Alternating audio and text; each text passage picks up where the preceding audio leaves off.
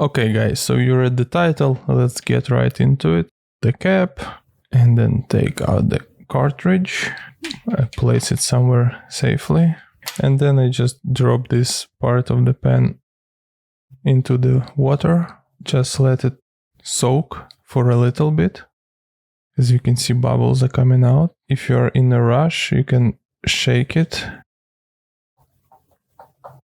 Usually I don't do it at my desk, but I don't want to, remove my tripod. You can do this, or you can just take your time and let the ink flow out on its own. And then I have my little bottle with a needle point here, with a dull one, of course.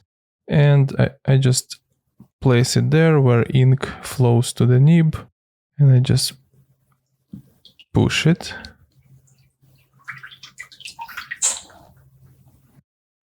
And the pressure just helps to flush out all the ink. Also, I can do it from this side. And as you can see, it pushes the ink here. Also, you can use a large syringe if you don't have the bottle.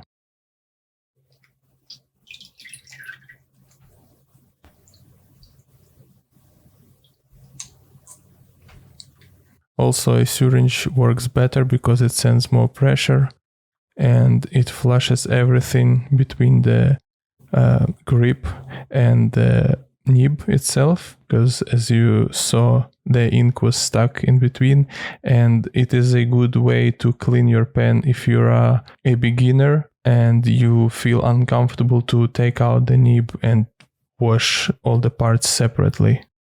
And again, if you want to disassemble this and clean it more thoroughly, it is obviously will give you better result, but again, some people aren't confident enough yet to take out the nib and then put it back in with a right alignment, right?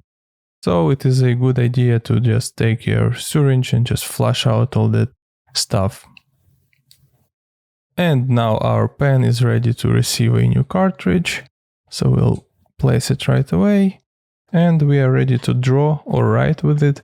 Now, obviously, with a carbon inks and waterproofed inks, it requires more time to clean it up because of those materials that make them waterproof. But for the regular writing ink, this method works just fine.